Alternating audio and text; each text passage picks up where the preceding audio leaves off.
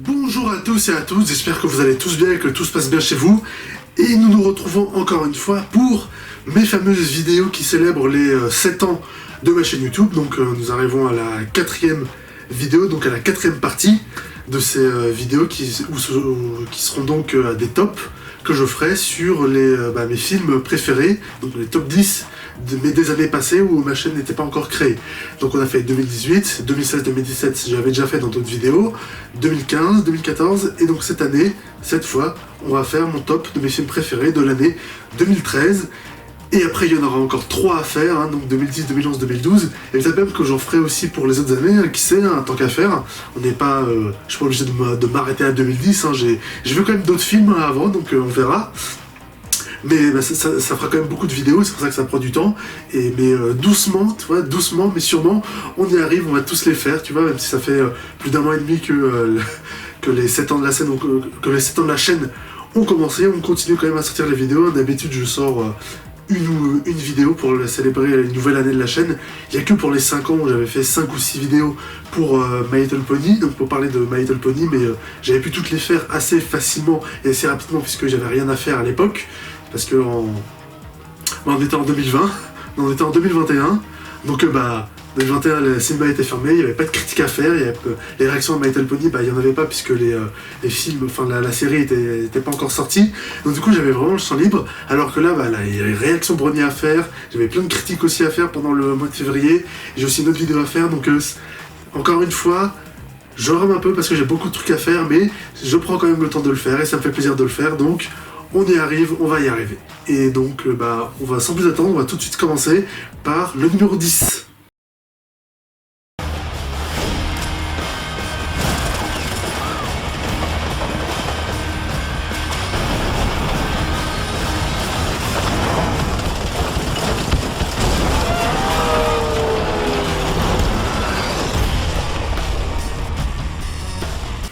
Lone Ranger, naissance d'un héros, le fameux, je dis fameux, film à Disney, donc adapté d'une vieille série, qui est très connu pour avoir floppé, parce que le film avait coûté très cher, 220 ou 210 millions de dollars, et le film a rapporté au box-office mondial 210 millions de dollars, donc ça a été vraiment un des plus gros flops de l'histoire de Disney. Mais c'est un film que moi j'avais vraiment bien aimé à sa sortie, qui était bien marrant, qui était très cool, qui marchait très bien, et honnêtement le film est sorti donc 2013, il y a 10 ans, voilà, c'est pile poil, hein, ça aussi j'ai un peu oublié d'en parler, mais oui, donc du coup dans ce top on va parler de plein de films qui sont sortis il y a 10 ans, hein, donc ça va nous ramener un peu en arrière, et ça va vous donner peut-être que ça va vous donner aussi un petit coup de vieux. Mais Lone Ranger, c'est vrai que c'était un film qui malheureusement n'a pas du tout marché, qui a été vraiment un échec au box-office, alors que le film était vraiment très très cool, hein. C'est réalisé par Gore Verbinski, qui avait réalisé Les Pirates des Caraïbes, donc ça en fait un film avec aussi Johnny Depp, donc ça en fait aussi un film vraiment très divertissant, très cool, très drôle aussi, ça marche vraiment très bien, le film est vraiment super cool, mais c'est aussi un film que, comme je l'ai dit, que j'ai revu qu'une seule fois en 10 ans, quoi. J'ai revu une seule fois quand c'est passé à la télé, il y a 5 ans, peut-être moins, peut-être 4 ans, mais j'ai revu qu'une seule fois et depuis on l'a toujours pas acheté en DVD et je l'ai pas revu en fait. C'est vraiment, en 10 ans, j'ai revu qu'une fois à la télé et c'est tout, quoi. On l'a même pas en DVD, c'est assez incroyable quand même, alors que c'est vraiment un grand film, et même 10 ans après je m'en souviens encore, je me souviens de certaines scènes et tout, c'était vraiment un bon kiff, un excellent kiff, ça marchait vraiment bien et c'était vraiment super cool, quoi. Si jamais vous l'avez en DVD ou si vous le trouvez, regardez-le, c'est vraiment un très bon film d'action, ça marche super bien, c'était vraiment très très cool. Et maintenant, le numéro 9. Imagine que tu te réveilles demain matin, que tu aies perdu tes pouvoirs. C'est pour ça qu'il faut que j'en profite aujourd'hui. À fond la caisse, Turbo! Turbo. Et oui, pour le coup, celui-là aussi, il est en DVD, hein, rassurez-vous, mais dans nos bibliothèques. Le film DreamWorks annuel, hein, et, à l'époque, avant les années 2010, ils en sortaient 1 ou 2 par an. Bon, même aujourd'hui, enfin cette année, l'année dernière, ils ont sorti, en 2022, ils en ont sorti 2. Et cette année, en 2023, pour l'instant, il n'y en a qu'un seul film DreamWorks qui est annoncé, et c'est Les Trolls 3. Donc moi je suis très hype pour le film puisque j'avais adoré le 2 qui était excellent, donc je serais très malheureux de voir le 3. Mais donc ce film là, Turbo, donc cette histoire un peu absurde, très absurde même totalement, sur un escargot qui obtient des super pouvoirs qui peut rouler aussi vite qu'une voiture. C'est vraiment excellent, quoi. C'est vraiment devenu un classique de DreamWorks au bout de 10 ans. Celui-là, pour le coup, j'ai regardé assez souvent parce que c'est vraiment un super bon kiff. Le scénario, justement, est très simple et assez balisé, assez convenu, quoi. Il n'y a pas vraiment de gros retournements de situation. Mais le film marche par son étrangeté et son côté un peu, son concept qui est très déjanté, quoi. Le fait d'avoir un escargot, donc un animal ultra lent, quoi, qui est vraiment connu pour sa lenteur, qui tout d'un coup se met à aller aussi vite qu'une voiture. Mais ça marche extrêmement bien dans le film, justement. Ils ont rendu ça très bien. Les blagues dans le film sont très très cool. La mise en scène aussi dans le film est assez incroyable, justement. Il y a beaucoup de plans, notamment le plan d'introduction, justement. T'as la caméra qui descend en plan séquence, qui tourne et tout en suivant la route. Le premier plan du film, il est vraiment incroyable.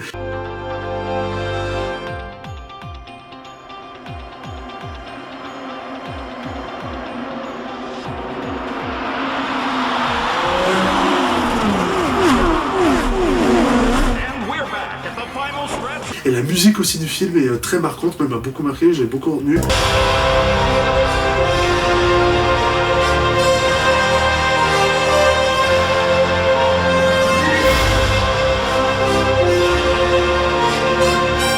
Et le film est vraiment un super bon kiff. À chaque fois que je le revois, même si le scénario est assez connu, il n'est pas très nouveau, ça marche, quoi.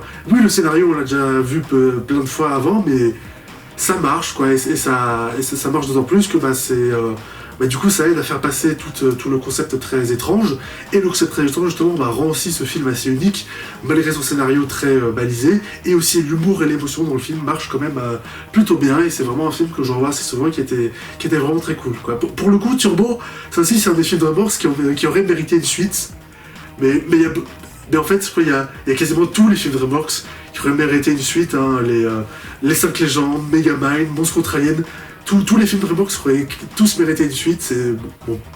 Spirit aussi, genre la route d'Eldorado, tout ça, c'est des films qui auraient été incroyables s'ils avaient continué, et Turbo aussi. Il y avait tout le potentiel pour en faire d'autres films après, mais bon, ils se sont arrêtés à un seul film, c'est pas plus mal, et ça en fait vraiment, une petite pépite que j'aime tout particulièrement. Et maintenant, le numéro 8.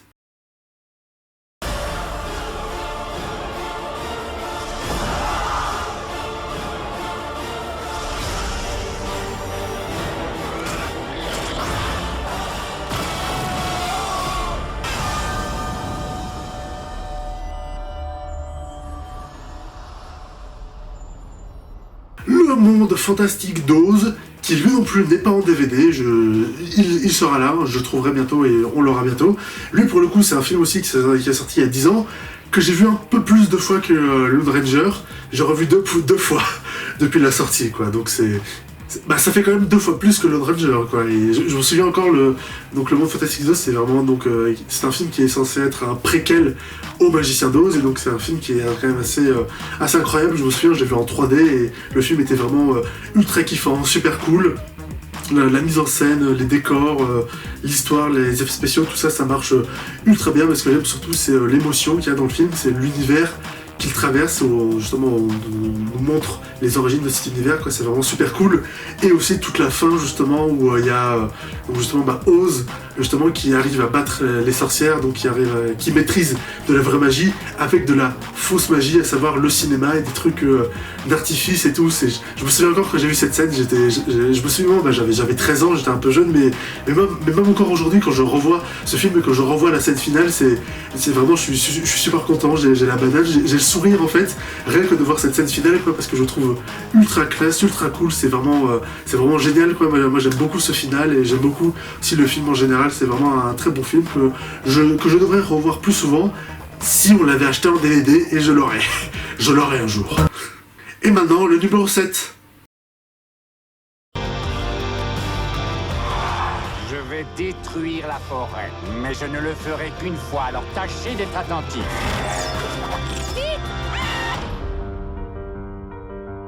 Épique, lui pour le coup il est en DVD, mais encore une fois dans la bibliothèque, hein, désolé de ne pas vous montrer de DVD, mais quand j'ai pas. Un film des regrettés Blue Sky, donc ceux qui avaient fait Robot, c'est les 5 films L'Âge de Glace, qui se sont fait racheter et qui sont morts, hein, depuis. C'est pour ça aussi qu'ils avaient fait une petite animation de Scrat et tout, vous voyez.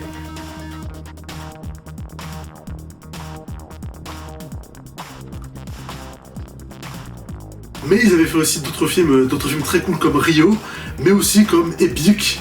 Epic qui est, c'est plus ou moins le même concept que Arthur et les Minimoys, puisque c'est une personne, une humaine, qui va se retrouver, qui va rapetisser pour se retrouver dans dans un petit monde justement qui est dans une forêt où vivent de petites créatures, donc ça peut être des humains, un peu comme des Minimoys.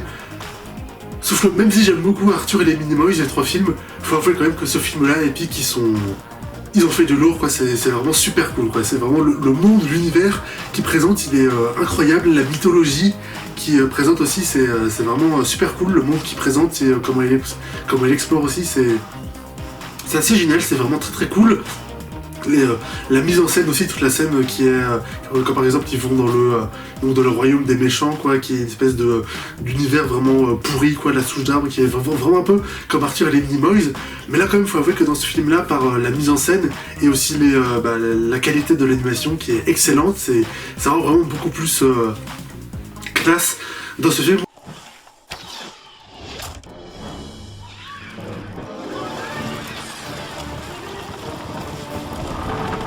Majesté, rejoignez la nacelle.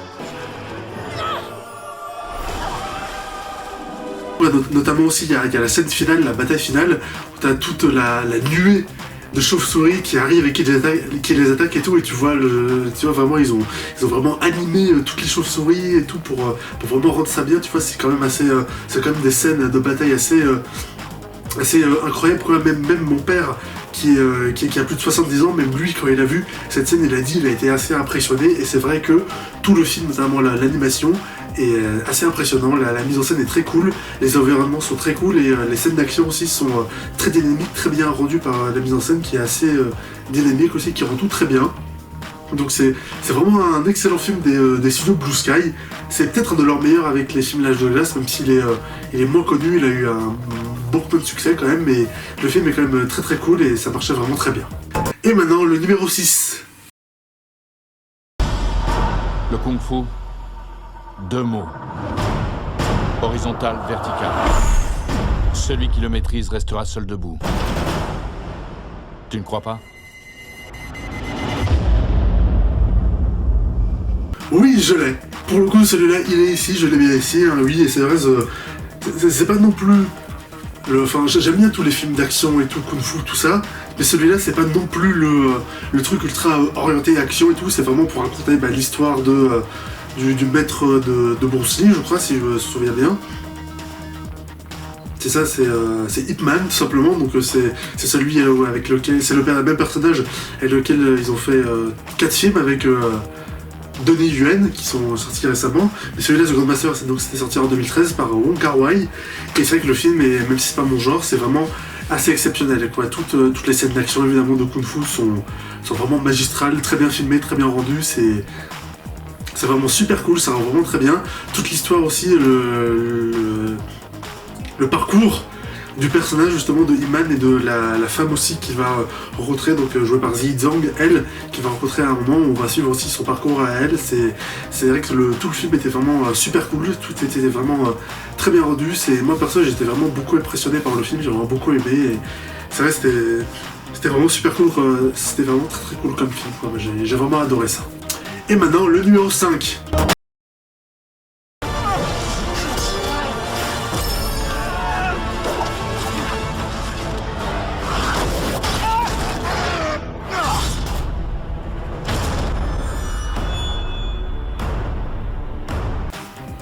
Le Hobbit, la désolation de Smaug, hein, toujours évidemment les Hobbits, comme je l'ai dit dans ma dernière vidéo, c'est des films vraiment sous-cotés, ultra sous-cotés dans le sens, parce qu'ils sont vraiment incroyables, quoi. Ils sont vraiment incroyables, ils sont assez exceptionnels ces films, et encore une fois aussi la désolation de Smaug, c'est vrai, c'est vraiment... le film est vraiment super cool, quoi. J'ai revu plein de fois, et il y a tellement de scènes marquantes, je me souviens de tout dans le film, hein. C'est la scène d'introduction avec Beorn, la scène évidemment de la course-poursuite des tonneaux, quoi, dans le canal, évidemment, je me souviens, qui est génial.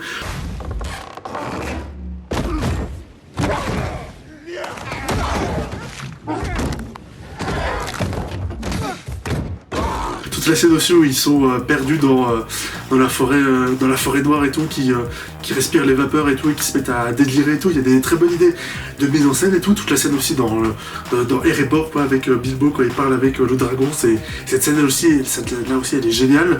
Le combat aussi de Legolas contre le grand...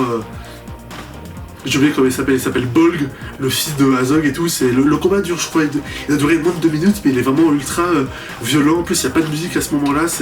Et pareil, toute la scène aussi à Laxville, la musique aussi de Laxville, elle est géniale.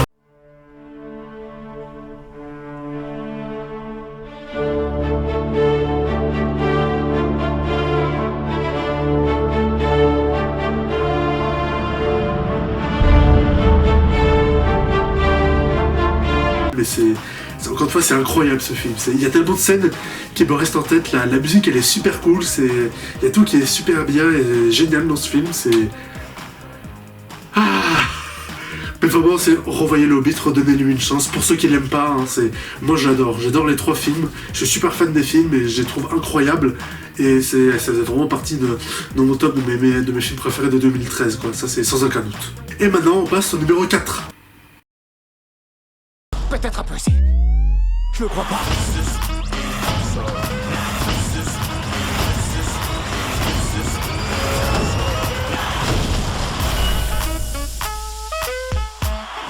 No Pain No Gain, qui s'appelle simplement en anglais Pain and Gain. Mais le film français, même s'ils ont juste rajouté 2 mots en anglais, c'est vrai quand même que No Pain No Gain, c'est... Tout de suite ça marque, quoi. Tout de suite ça rentre en tête. Et celui-là aussi... C'est encore pire que Lone Ranger, parce que je l'ai vu il y a 10 ans, au cinéma, donc en 2013, et je ne l'ai pas revu une seule fois. On l'a pas en DVD, je l'ai pas revu une seule fois à la télé, c'est vraiment même encore aujourd'hui maintenant, ça fait 10 ans, je n'ai pas revu le film en entier une seule fois. Je me dis quand même comment j'ai fait, j'ai demandé à le trouver et à l'acheter, mais pour l'instant je l'ai toujours pas, et ça fait 10 ans, je ne l'ai pas revu une seule fois. Mais pourtant... j'ai toujours des images qui me reviennent, je me souviens toujours du film, il y a toujours certains moments, certains passages qui me reviennent en tête, et c'est vrai qu'aussi c'est un film très connu de Michael Bay, même s'il n'a pas marché auprès du grand public, mais c'est auprès des cinéphiles et des fans de Michael Bay, c'est un film qui est très connu et qui est très cité par ses fans, parce que justement ça a changé totalement des films Transformers, et c'est un film justement qui, si vous l'avez vu, vous savez, si vous l'avez pas vu, justement c'est un film qui revient sur une histoire vraie où il y a 3 ou 4... gros con en fait, disons-le, un bodybuilder à Los Angeles qui vont kidnapper un gros riche pour gagner son argent et avoir la belle vie, quoi. Donc critique du rêve américain, sauf que ça va mal partir et ils vont se faire attraper, et il y en a même qui vont mourir. Je crois, ça je suis plus sûr. Mais en tout cas, tout va mal partir, et c'est vrai que c'est un film que beaucoup de gens citent comme étant le plus grand film de Michael Bay, un film ultra marquant, ultra stressant, ultra nerveux, quoi. Et c'est vrai qu'il est très nerveux, il y a certaines scènes, notamment certains plans dont je me souviens qui sont vraiment très impactants, quoi. Les performances de Mark Wahlberg et Dwayne Johnson, ça marche super bien, c'est vraiment super cool. Je l'ai vu j'ai vu qu'une fois il y a 10 ans, mais c'est quand même fou de me dire que j'ai vu que, même en ayant vu qu'une seule fois il y a plus de 10 ans, il y a une décennie, je me souviens encore du film, quoi, et je me souviens encore d'avoir vraiment passé un bon moment et d'avoir vraiment été marqué par le film, et même si je l'ai pas revu depuis, je pense vraiment que je peux dire que c'était vraiment top 4 de 2013, quoi. Pour moi c'était vraiment un des films qui m'a vraiment le plus plu dans l'année 2013. Je me souviens même l'avoir vu au Grand Rex, je me souviens même de la salle où je l'ai vu, c'est bon. Il était dans les petites salles et il passait en français, parce qu'au Grand Rex ils passent leurs films en français. Peut-être que ça a changé depuis, quoi. Il y a la grande salle au Grand Rex, il y a des plus petites salles. Dans les plus petites salles, ils passent tous leurs films en VF, en général. Je sais pas si ça a changé depuis, mais moi, quand le film était sorti, donc en 2013, ils ont passé le film en VF. Bon, après, ça allait, la VF du film, elle était bonne, c'était Bruno Coel qui fait la voix de Mark Wahlberg, donc ça marchait très bien. Ouais, donc malgré ça, j'ai quand même beaucoup aimé tout le film, j'ai vraiment apprécié. Et donc du coup, peut-être que si je le revois, je le verrai en anglais, pour le découvrir en anglais, puisque la première fois je l'ai vu en VF, mais voilà quoi, c'était vraiment un super bon film de Michael Bay. Et maintenant, le numéro 3. Mon père croyait que si le monde apprenait qui j'étais, il me rejetterait. Il était convaincu que le monde n'était pas prêt. Et vous ?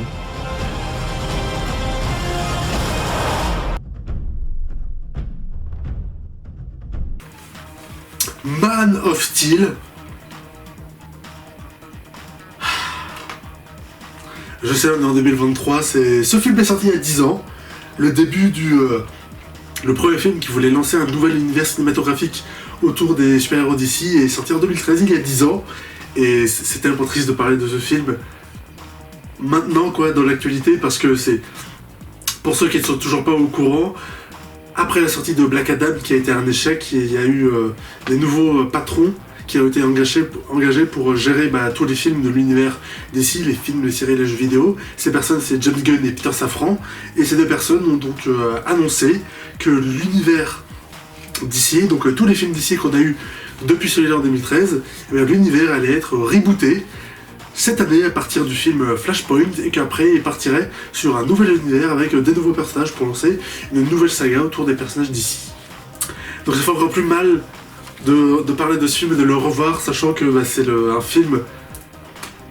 film qui lance une saga qui ne se terminera jamais, quoi, même s'il y a eu Batman, Superman et Justice League. C'est justement après l'échec de Justice League qui a coûté beaucoup d'argent qu'ils ont commencé à ramer un peu au niveau des films et du box-office, même si Aquaman avait bien marché en 2018. Malgré tout, et malgré l'échec aussi des films genre comme Suicide Squad, enfin The Suicide Squad, qui est là aussi d'ailleurs, c'est aussi un film super cool, on l'a. Mais après l'échec de The Suicide Squad et de Black Adam aussi l'année dernière, et malgré aussi tout le bordel et tous les problèmes autour de la gestion de l'univers qui, c'est vrai, était assez bordélique, hein. Pareil, vouloir lancer un univers et vouloir faire direct des crossovers, alors même qu'ils n'avaient pas présenté tous leurs personnages, hein, genre faire un film Batman v Superman alors qu'on n'avait pas Batman, faire un film Justice League alors qu'on avait présenté que 3 personnages et qu'on devait en présenter 3 autres, dont 2 qui allaient avoir leur film après, donc Aquaman et Flash. C'est vrai que c'était assez débile de leur part, et donc c'est pour ça que ça n'a pas marché. Mais je parle de tout ça et je ne parle pas de ce film, Man of Steel, parce que c'est vrai que ça fait très mal de le revoir, quoi. Parce que Man of Steel, c'est vrai que quand j'ai vu ce film, c'était au cinéma, c'était assez ouf, quoi. C'est la musique, la mise en scène de Zack Snyder, la musique d'Hans Zimmer. La musique d'Hans Zimmer, elle est incroyable. Les thèmes musicaux de Superman sont extraordinaires.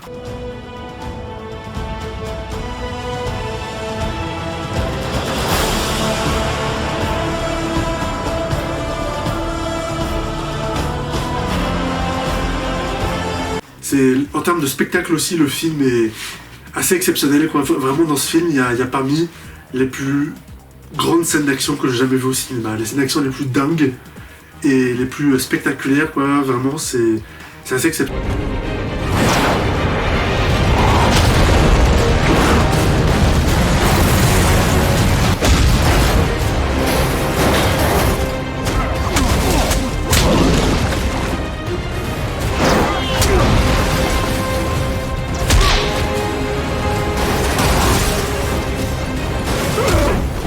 Henry Cavill en Superman est génial, mais tout le monde aussi, hein. Russell Crowe en Jor-El, Michael Shannon en Zod, il est génial, tous les autres aussi, Amy Adams, Laurence Fishburne en Perry, c'est tout, même les personnages vraiment secondaires, genre comme le père de Clark, Kevin Costner, le mec qui joue le militaire, là, j'ai oublié son nom.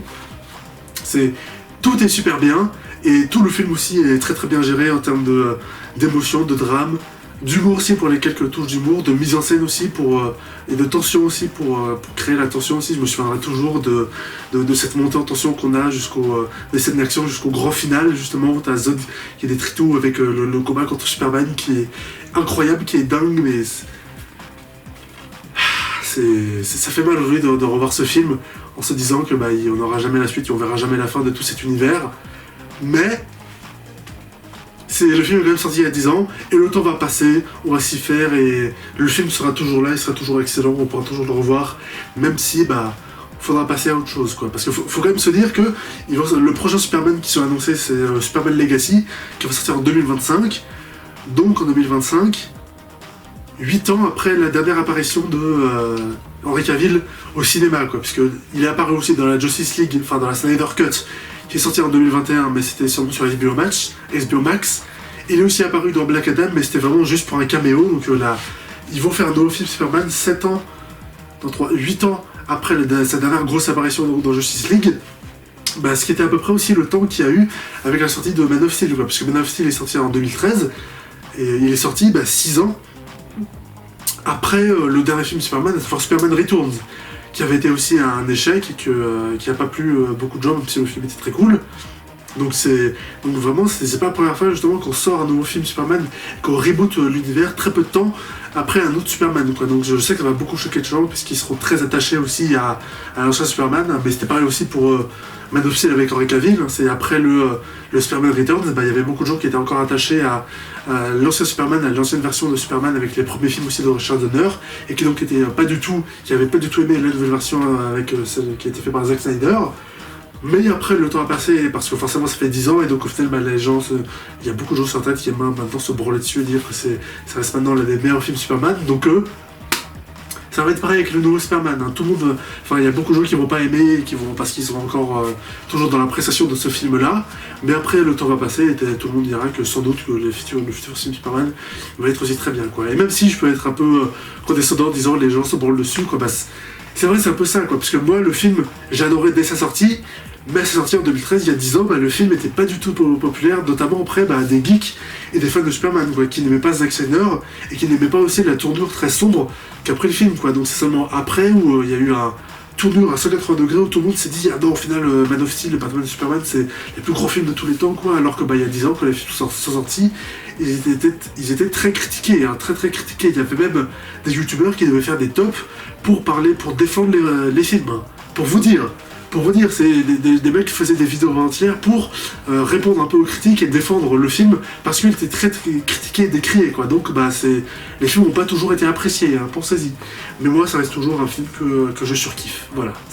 J'ai beaucoup parlé pour celui-là, surtout autour de film, mais pas vraiment pour le film en soi, mais en vrai j'ai tout dit ce qu'il avait à dire et ce que je pensais, c'est vraiment un excellent film.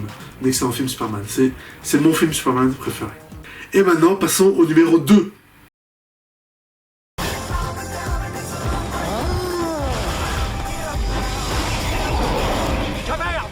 À l'intérieur. Regardez, cette caverne a une langue. Génial. Les Croods, oui, qui n'est pas non plus là, qui est dans l'autre bibliothèque. Enfin, peut-être qu'il faudra un jour que je fasse une vidéo dans l'autre bibliothèque histoire de montrer tous les films qui sont là-bas. Même s'il y a beaucoup de films ici aussi, donc au final, je me retrouverai quand même avec des DVD qui ne seront pas dans l'autre bibliothèque, donc ça va pas arranger. Mais bref, les Croods, magnifique, excellent. C'est vraiment l'un des meilleurs films de DreamWorks. Il est excellent dans tous les points. La musique aussi de Alan Silvestri est géniale.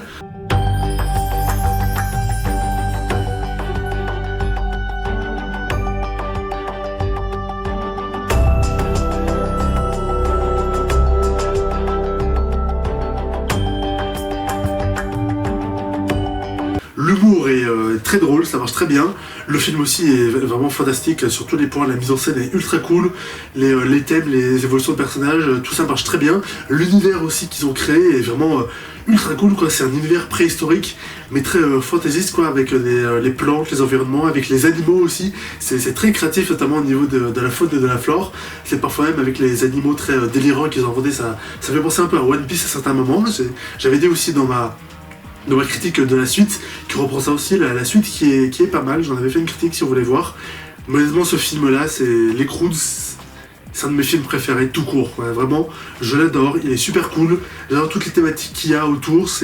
J'en parlerai sans doute plus en profondeur un jour, mais faut quand même rester sur France quand on se rend compte que c'est avec ce film-là, DreamWorks, ils ont atteint quand même des sommets, quoi. Vraiment, ça fait partie de leurs meilleures histoires, de leurs meilleures mises en scène. C'est notamment toute la scène de fin que j'adore avec Grug qui manque de mourir, qui est tout seul et tout, qui essaye de revenir et tout.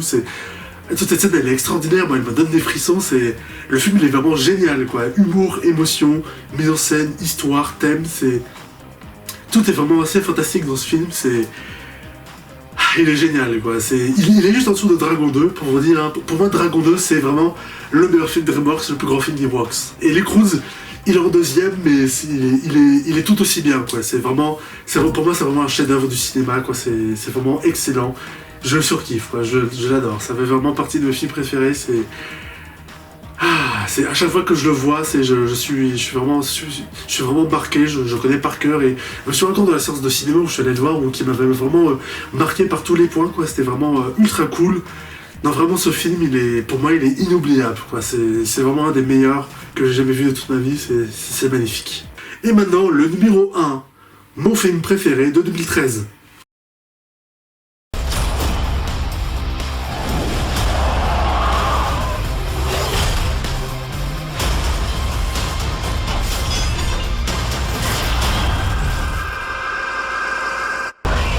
Pacific Rim. Et oui, il n'est pas non plus dans cette bibliothèque, non plus, il est dans l'autre, mais Pacific Rim, un de mes films préférés de tous les temps. Vraiment. Et aussi, mon film préféré de Guillermo del Toro. Même si ça ne veut pas dire grand chose, puisque je l'ai peut-être dit, j'ai dit dans une autre vidéo, je sais plus laquelle, mais j'avais dit qu'en fait, Pacific Rim, en fait, c'était le seul film que j'aime bien de del Toro. Et aussi Hellboy 2 qui est cool, parce que sinon tout le reste, c'est rien à foutre, quoi. Le premier Hellboy, pas terrible, Mimic, ça passe mais sans plus, La Forme de l'eau, j'ai vraiment pas aimé, Le Labyrinthe de Pan, j'ai détesté, c'est chiant comme la mort, Nightmare Alley, c'était pas chiant, mais c'était pas du tout intéressant, et le nouveau Pinocchio qu'il a fait, je l'ai même pas vu, honnêtement ça me donne pas du tout envie, j'ai pas du tout envie de le voir. C'est vraiment tout le reste de sa filmographie, tout ce qu'il a fait, c'est vraiment, je trouve ça hyper nul, ça ne m'intéresse pas du tout, mais Pacific Rim, c'est rien que la musique, rien que la musique.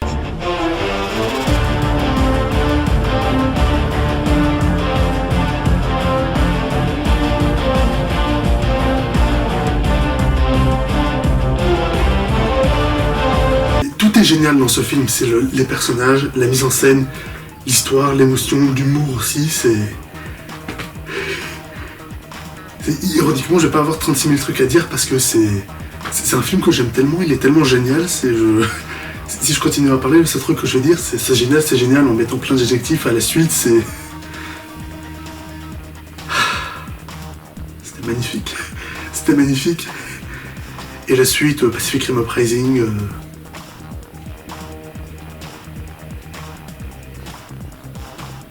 dispensable. Vraiment totalement dispensable, c'est le premier. C'est un chef-d'œuvre. Un chef-d'œuvre. Et voilà, ma vidéo est maintenant terminée, j'espère que vous l'avez aimé. Pour la suite, donc mon top, qui sera mon top des meilleurs films de 2012, ne sortira pas tout de suite, hein. J'aimerais d'abord faire une réaction Brony avant, donc ça sortira un peu plus tard. Et j'ai aussi ma vidéo sur Astérix à faire, mais ça sortira. Et d'ici là, portez-vous bien, likez si ça vous a plu et commentez pour dire ce que vous en avez pensé. Et abonnez-vous pour ne pas manquer mes prochaines vidéos. Salut!